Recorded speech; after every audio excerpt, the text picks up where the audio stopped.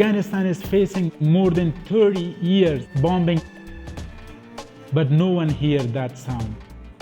No one sees what is happening here. The world is talking about Al-Qaeda. The world is talking about the Taliban. The world is talking about the war going south or north. Nobody talks about the people of Afghanistan, as if we did not exist. Whose country is this? Everybody wants this little piece of territory. It's not new, but it's deadlier, much deadlier.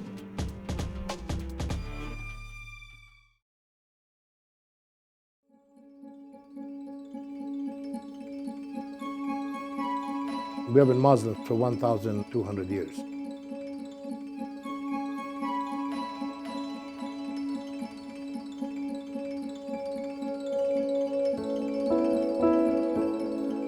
Afghanistan was always a moderate Islamic nation and not a radical nation. We believed in live and let live. People who are non-Islamic live their life and without being killed, without being kidnapped. Tourism was flourishing. When people came in here to stay for a week, they end up staying here for a year. I had plans for the next 50 years. It all came to an end in April of 1978. That was the start of hell for Afghanistan. When I saw the Soviet army on the streets of Kabul, mighty Soviet army, that date I knew that we will see the back of them. No wonder how much casualties we take, how much destruction in the country. We will see them leaving. We sacrificed 3 million of our people fighting the Soviet Union. There isn't a single family in Afghanistan that has not lost someone during this movement.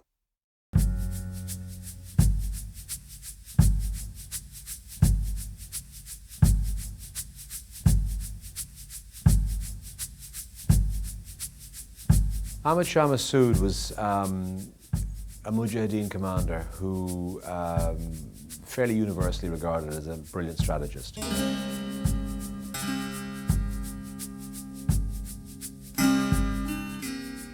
He withstood numerous Soviet campaigns.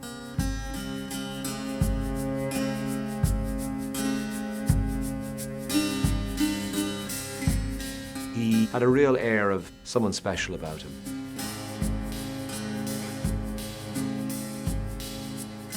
We were sure that we were on the right course. We were hopeful that this country has a future. And the support from the people was guaranteed. While being with Commander Massoud, we used to talk about the future of this country, what sort of a system this country needs in order for the people to be able to live together in peace, in dignity. He was saying there will be fighting, but the end solution for this country, 1 person, 1 vote.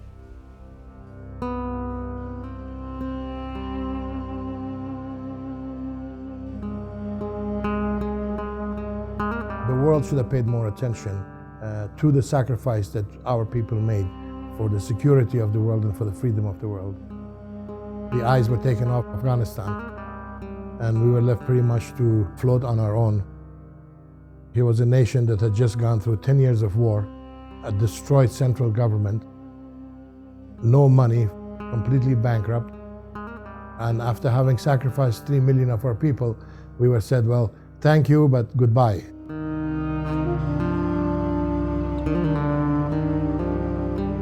And today we realize the mistake of that decision.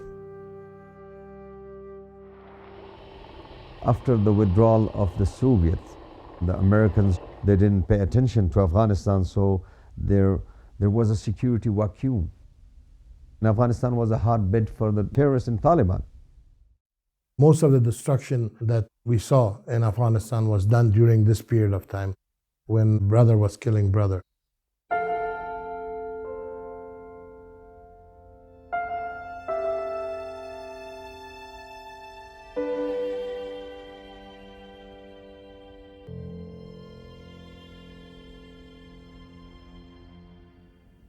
In 1994, I went to Afghanistan for the first time. The first thing that struck me was how bare everything was. There was no fat left in the land, like bones picked dry. People were being killed. Anywhere in the city you weren't safe. I mean, you could be bombed and shot and robbed. There was a part of the city that was really bombed very badly. It had been described as Dresden after the war. We saw this old guy at a window, and he sort of waved and said, "Come up." They hadn't seen too many Westerners, and certainly not people walking around. Maybe he thought it'd be good for his sons to meet somebody from the outside world. The mother had died of an illness, and there were 4 boys and a father.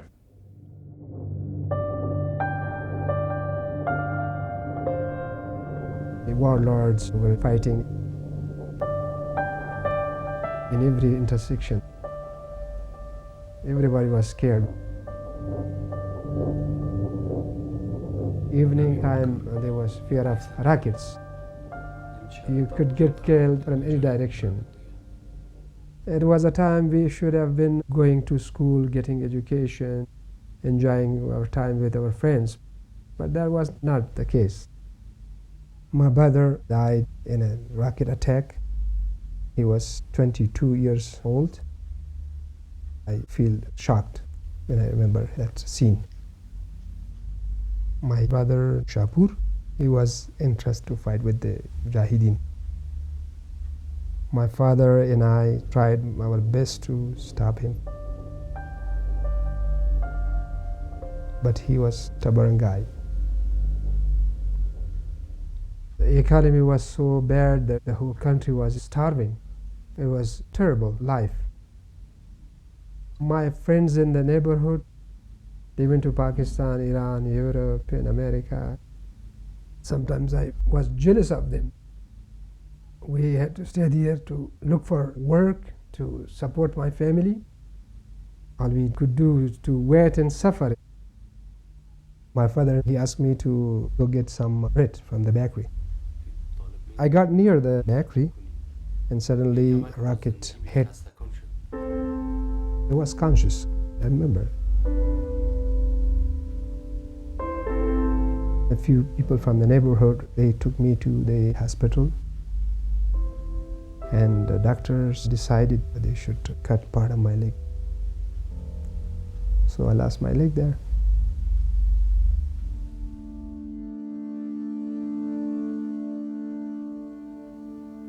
It was a different kind of fear, it was a different kind of darkness. It was the Taliban. Around 90% of the country was under Taliban control. And Osama bin Laden was freelancing throughout the country. The Taliban were talking about tenets of Islam.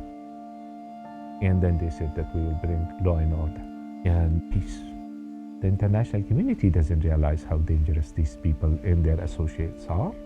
And they will pay the price before they realize this. On the second trip, when Taliban had taken Kabul, they didn't really want me to come to their building. So we met in this abandoned little office. They'd done a shot on the roof 2 years before, and I thought that would be the picture that would really show change. 2 of the boys had been killed in the fighting. There were now only 3 rather than 5. The father, terrified to be seen by the Taliban, who were roaming the streets below. The 2 younger guys, Faradin and Farad, they were trying to grow beards because if you were on the street, you didn't have facial hair, and the Taliban saw you, they could beat you up or imprison you. Taliban were very cruel people. They were teasing people. Why you trim your beard? Why you don't go to mosque? Why you do this? Why you do that? They snatched our freedom from us. Everybody was our freedom. The stories of harsh treatment of the people by the Taliban is unbelievable. Human beings were degraded to subhuman level. We saw this guy with these bones in front of him and said to them, "Human bones? Ha ha." And he said, "Yeah, some of them are." And we find out that the Taliban had banned the scrap metal trade, which had probably helped a lot of people survive. So people were taking now to gathering bones.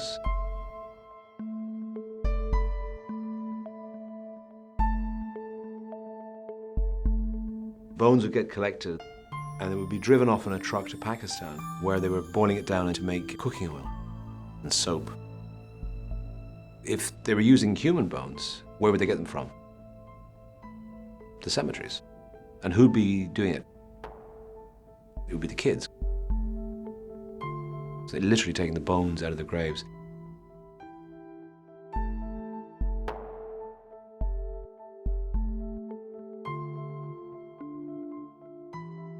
Without Commander Massoud in the leadership, there was no hope for survival of the resistance. We had a big vulnerability, and Taliban were aware of this. Al-Qaeda was aware of this. And that's why they made attempts against him, and then they succeeded in September 2001. It was quite a shock. I mean, he's one of those guys you think is never going to get killed. Two Al-Qaeda guys masqueraded as journalists and killed Massoud 2 days before 9/11. That was, and that still is, the saddest day of my life. It wasn't just a political leader or a military commander dying. It was a great friend and a hope for the future of this country. Somebody which had taken the responsibility of challenging terrorism in this country on his own shoulders.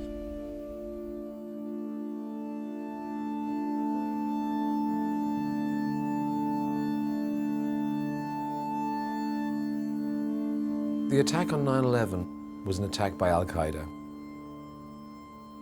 Al-Qaeda were conducting operations from Afghanistan. They had a country to themselves.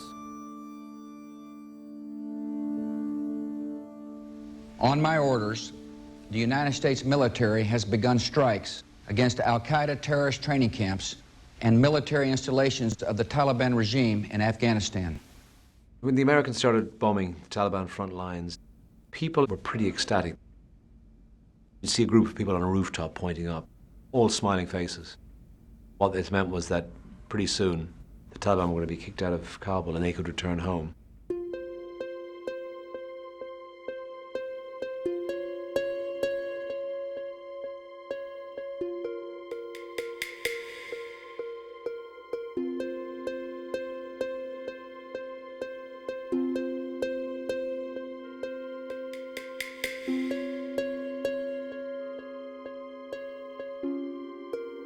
In 2001, the American first getting, the people were welcoming the soldiers. They were under the perception that the American is here to bring democracy, bring peace, security in a new Afghanistan. The Americans have started this movie, and now the people are waiting to see the sweet ending. There was a sort of honeymoon period. People immediately started having their beards chopped off, doing all the things that they couldn't do under the Taliban. Schools reopened for girls. Women were to work again. So there was a big optimism.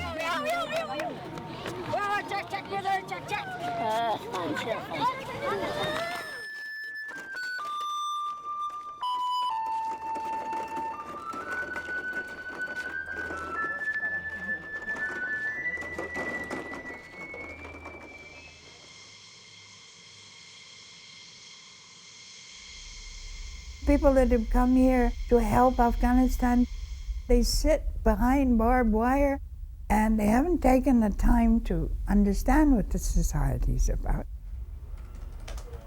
They are making strategies for Afghanistan without talking to any Afghans.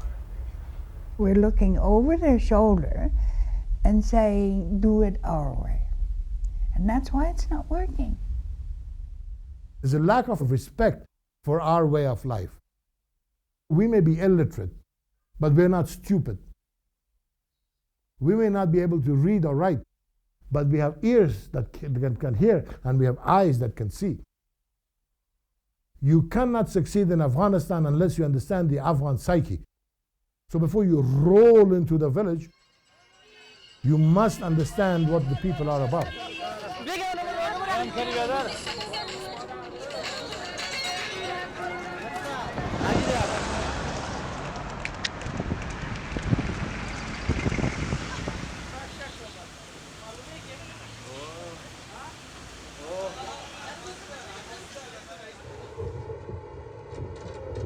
Invasion of Iraq was a huge setback for Afghanistan because the focus of attention and support moved to another place. The Taliban and the insurgents started coming back. And so what we're seeing in Afghanistan now, suicide bombing, kidnapping, the Afghans largely wouldn't have tolerated before. Afghan people ask and want to be free, to have a job, to believe in religion. But there is a minority in Afghanistan against human rights values. And unfortunately, this minority speak in the name of Afghan people.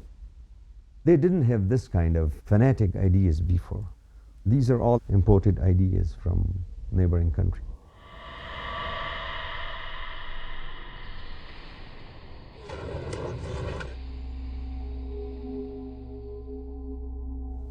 It's physically impossible to put a protective umbrella around the entire population that prevents Tommy Taliban from coming in and whispering in your ear going, hey, so you're working with a coalition. I see you doing that again. I'm going to kill your kid. I'm going to rape your wife. So we can't stop that from happening. We have to enable them because we can't protect them.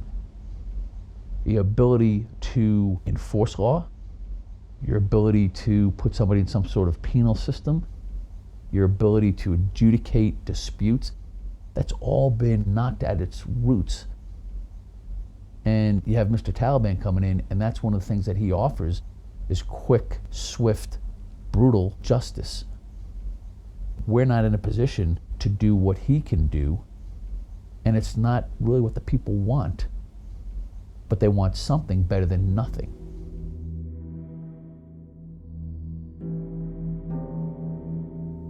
I often wonder, when these American soldiers are searching for weapons, whether they know or they think about where this amount of weaponry came from. America, they train these mujahideen to fight the Cold War in Afghanistan. By doing that, they flood the country with so much weaponry. And of course, guns they're finding in arms caches are often machinery that's been paid for by the American government and American taxpayer.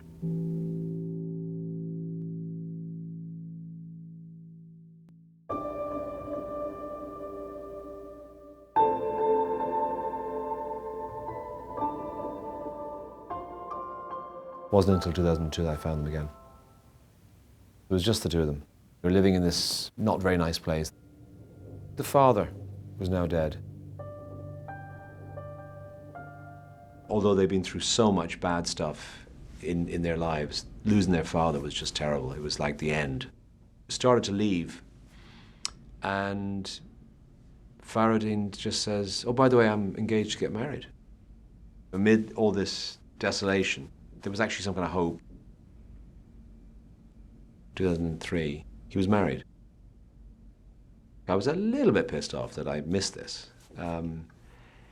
And he saw this, Faradeen, and said, well, look, I have a photograph. I have a photograph. And we spent the whole day driving around from family to family. Eventually we found it, and it was the worst exposure I've ever seen in my life. You could hardly see what was going on there. And I think he saw that I was a bit disappointed. It was agreed that I would be able to photograph him and his wife. And his wife would not be covering her face. We pulled off the road. Didn't want anyone to see us because it might cause trouble.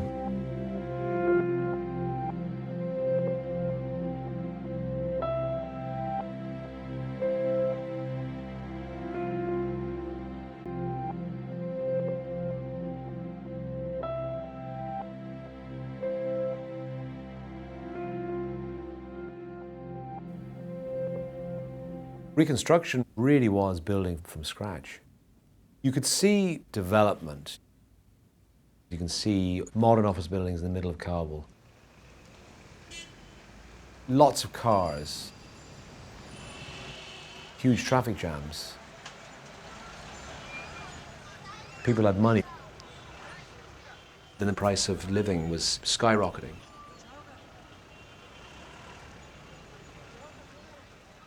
There were big changes, that breakneck speed. There's too much money here. and it's being wasted. Just spend the money and send a report in and get more money. This is the American way, the power of the dollar, and do it now. Americans are not very good about nation building. We never have been. Unfortunately, we have implanted the sense of dependency. Afghans have prided themselves about being self-sufficient. If you give them access to knowledge, I think more than half of your rebuilding will be done by them themselves without the need to have outsiders helping them.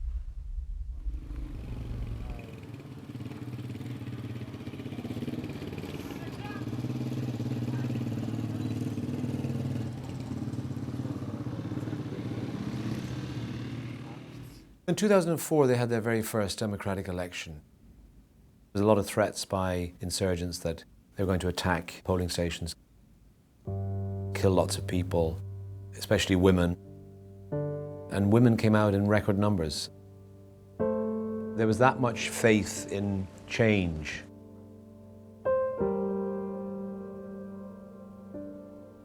It was all very new and exciting. And great hope. It was all going to happen. Being a politician in Afghanistan, it's a problem. Being a young politician, it's double problem. And being a young woman politician, it's triple problem. We shouldn't expect to see real democracy within 1 or 2 elections. It will take tens of elections, and we have to be patient. The younger generation are the only group who can guarantee a better future for this country. They are being used as soldiers by Taliban or Al-Qaeda.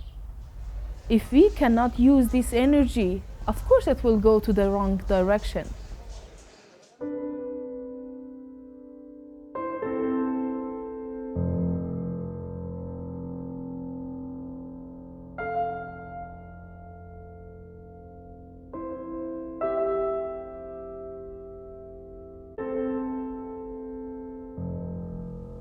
We lost our family members. That's what God planned for them. We still miss them. I'm sure they're in good places. I went back in 2010 and saw the family again. They're both working as tailors. You really get a sense that life is on the up. Faradin and his wife have 2 boys. The younger one has inherited my character. He speaks like me, he acts like me, he walks like me. The elder one, he has inherited characters from his mother. I asked Faradin, what are your hopes? Of course, he's thinking about his sons, making sure the kids get an education. I'm sure he's thinking about what he's been through. And I'm sure he doesn't want that for his own children.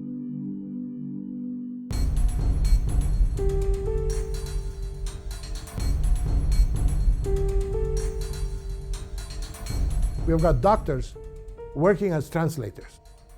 We've got engineers selling telephone cards on the street. Or if they get an opportunity, they run away. Anything to get away from here to earn some money.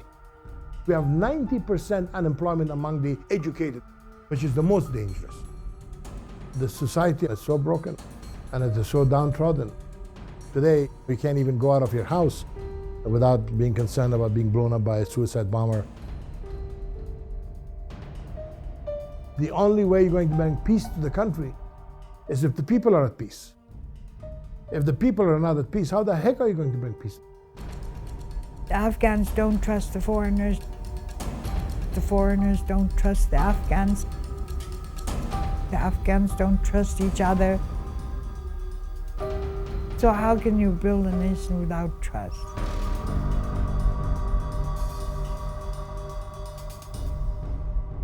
Our troops will continue coming home at a steady pace as Afghan security forces move into the lead. By 2014, this process of transition will be complete, and the Afghan people will be responsible for their own security. The Taliban tell people now, international community and Americans are getting out, and we are back, and we would govern you. So their victory is secured. And the people, they don't have any other options. They have to side with the Taliban. This is a nightmare for the people. We need the presence of international community here and long-term commitment to make this process successful. What is at stake here? Stability and peace around the world. So that message should be loud and clear and reinforced time and again. So there is no mistake.